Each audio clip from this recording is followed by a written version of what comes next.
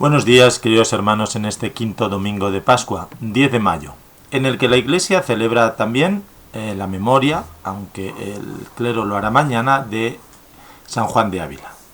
Un hombre nacido en 1500 en Almodóvar del Campo y muerto en Montilla en 1569, sacerdote, asceta, gran predicador y estudioso y escritor de teología. Patrón del clero desde el 46, declarado doctor de la Iglesia por Benedicto XVI junto con Hildegarda von Bingen y contemporáneo de grandes santos como él mismo en el Renacimiento, tan controvertido por el Concilio de Trento, y que fue capaz de vivir en el extremo el seguimiento de Cristo. Como digo, contemporáneo de San Ignacio, es Fray Luis de Granada, de Teresa de Jesús, de José de Ribera, etcétera, etcétera. Fue una época gloriosa para los místicos y escritores de teología. A él hoy lo ponemos como intercesor de todo el clero y para que él ruegue por nuevas vocaciones también ante el Altísimo. Un día hoy, quinto domingo de Pascua, en el que el Evangelio nos dice... Vamos a juntar hoy dos evangelios que hemos leído esta semana, en la que Cristo dice a los discípulos: yo soy el camino, la verdad y la vida. Es decir, Cristo nos conduce al Padre, que es la verdad que da sentido a la existencia humana. Diríamos que es la fuente de la vida, es la alegría de la eternidad de todos nosotros, de todos los santos que hemos leído, es llegar al Padre a través de Jesucristo. Antes, en los Hechos de los Apóstoles y en la primera carta del apóstol San Pablo, vemos de qué manera en la primera comunidad también había tensiones. No hay nada más hermoso en este tiempo de Pascua que leer los Hechos de los Apóstoles y darnos cuenta cómo nace esa iglesia, ¿no? Decía que había tensiones lingüísticas y culturales. Dice, los de lengua hebrea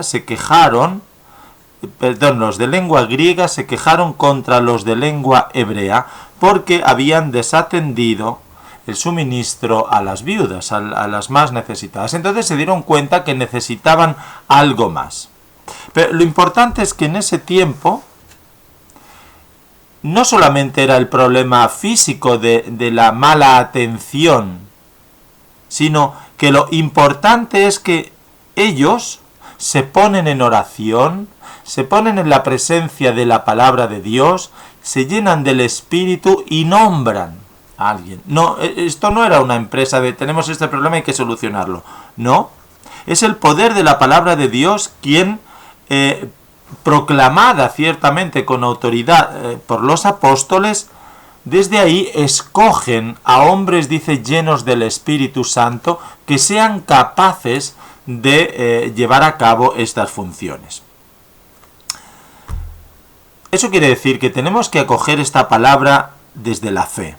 ¿Para qué? Para crear unidad. Una unidad que sea capaz en nosotros mismos de reducir esas divisiones para ponernos dentro de nuestros límites al servicio de los demás. Han escogido a unos diáconos, dice Esteban, lleno de fe, de Espíritu Santo, Felipe, Prócoro, Nicanor, Timón, Pármenas, Nicolás, prosélito de Antioquía, para que se ocupen de esto. Entonces se nos recuerda aquí una verdad fundamental, que es la unidad de la Iglesia, que no tiene más fundamento que esa palabra de Dios. No es un fundamento en otras cosas nuestras. Es una palabra de Dios que se ha hecho carne en Jesucristo nuestro Señor. Dice, la palabra de Dios iba cundiendo. Muchos aceptaban la fe, muchos aceptaban a Jesucristo.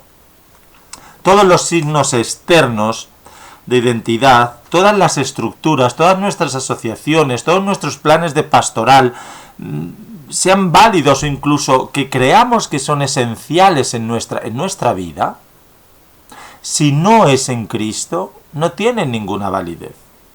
Porque será solamente algo que hagamos en nosotros mismos y hacia nosotros mismos. Tenemos que favorecer la unidad profunda en Jesucristo. ese don que nos ha dado Dios para recrear su iglesia. La iglesia naciente en los Hechos de los Apóstoles, nosotros tenemos que irla recreando en Cristo. Ese Cristo que en el Evangelio nos dice: soy el camino, la verdad y la vida. Ese Cristo que ante la duda de Felipe, muéstranos al Padre, o Tomás, que nos dice: no sabemos a dónde vas, ese otro define: soy el camino, la verdad y la vida. Quien me ve a mí, ve al Padre. Porque vemos en esa primera lectura, en los Hechos de los Apóstoles, de qué manera esos primeros diáconos, por la imposición de las manos, la unidad de la iglesia, está ahí. Es la iglesia apostólica, es la unidad visible que se ha fundado en los apóstoles, que Cristo ha elegido y que los ha constituido, ¿qué? Testigos de la resurrección. Nosotros tenemos que ser testigos gozosos de la resurrección. Entonces tenemos que ser francos día a día. Tenemos que saber, como dice la segunda lectura de hoy, que tenemos que vivir cimentados en la piedra que han desechado los arquitectos, que es ahora la piedra angular, que es Cristo. Fijaos que en la carta del apóstol San Pablo dice: acercaos al Señor, porque vosotros sois piedras vivas, entráis en construcción del templo del Espíritu Santo, porque formáis parte de un sacerdocio sagrado para ofrecer ya no sacrificios materiales de bueyes, ovejas, palomas, sino sacrificios espirituales a Dios, que acepta por Jesucristo.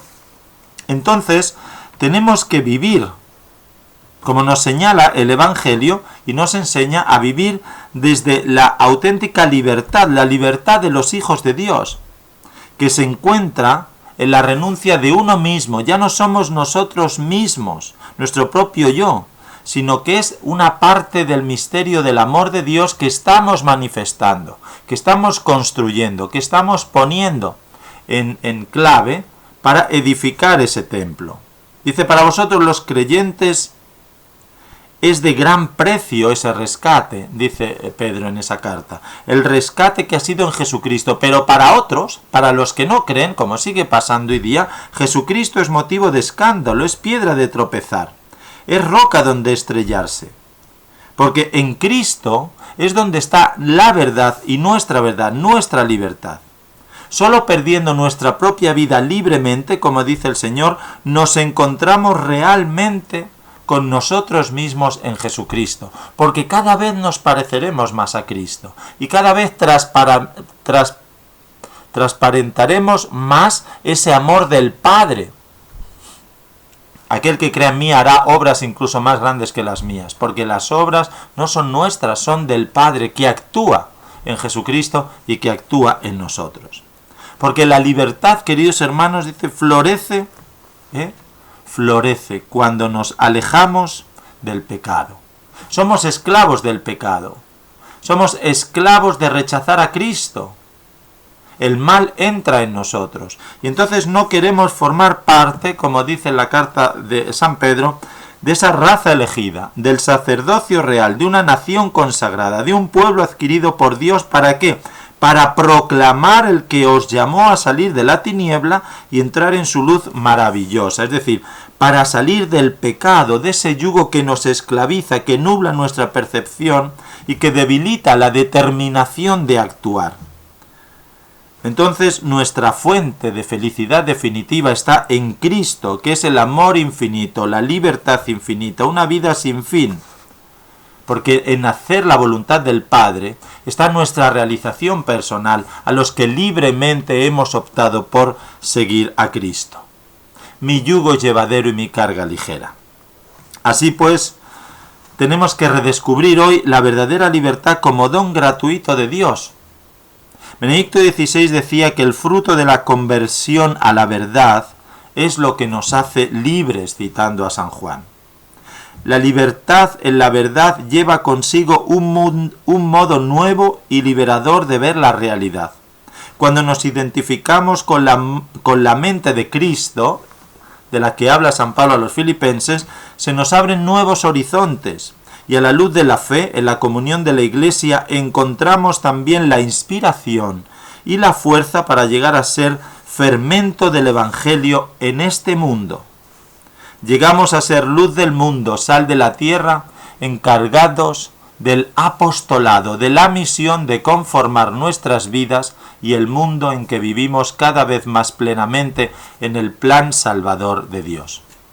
Tenemos que transformar nuestro mundo, tenemos que transformar nuestra sociedad, tenemos que vivir a pesar de las dificultades, de las controversias, tenemos que sentirnos esa raza elegida, tenemos en definitiva que decir somos dichosos, porque por mucho que creamos que es esencial físicamente, en nosotros los creyentes lo único esencial es ser cada vez más Cristos, transitar más por Él que es el camino, defender más la verdad que es Él, vivir en plenitud en Él.